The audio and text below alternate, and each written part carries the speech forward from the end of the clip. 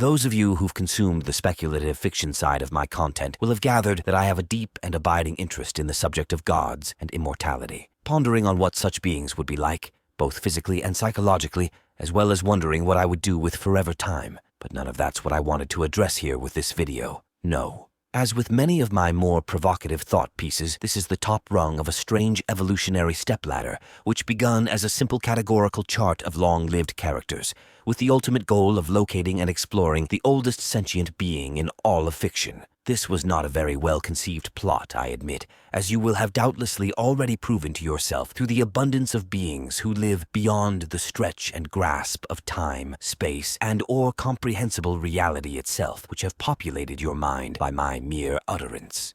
However, from out of the ashen pyre of that barren generation of content have grown the furtive seeds of a new and hopefully more bountiful conceptual tree. One whose roots stretch down through the deepest layers of philosophy, sociology, history, anthropology, and archaeology to touch upon the endodermal bedrock of paleontology, and on occasion even break through the nethermost barrier into the eldritch realm of cosmology.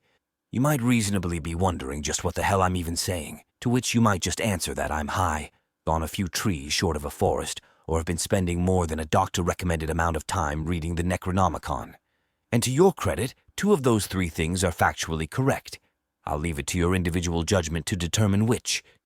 In any event, the evanescent nucleus of my rambling is that, much like how superheroes are almost purely an extension of how we wish super beings would be if they were real, meaning omnipotent miracle workers who, through a mere twist of their benevolent wills, could magically solve all of our problems while requiring little or no reciprocative effort, or even gratitude in most cases, from us in return. The immortal, or great elder, as most commonly depicted in fiction, is no more than a man who, by virtue of having had inordinate amounts of time to learn and practice, has mastered nearly every skill and/or become an expert in all fields of study known and unknown to man. Which, while understandable, is another infantilized trifle compared to what the true gravitas of immortality can and should be. That is, when extrapolated out past the reach of living human memory, a creature bordering on a Lovecraftian monster, a being who's experienced centuries or millennia of life on Earth would be privy to such vast insights on the nature of humanity itself that a regular mortal mind, with its limited experience, would struggle to find a frame through which to even reference, much less to process them.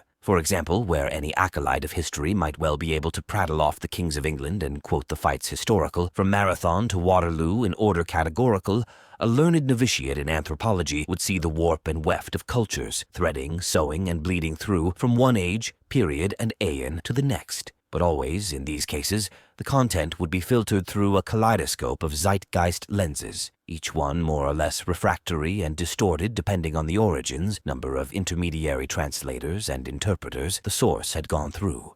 But an immortal would have personally seen these things unfold. They would have experienced the hardships and famines, wars and tribulations, would have seen the cyclical wheel of history roll from one abundant era to the next, would have watched as stagnation bred degeneracy and corruption as order fled before the tides of chaos, only to wrestle back shut the gate after another 250 years or so of blood, sweat, and toil, only for all of this to play out over and over and over again, ad infinitum.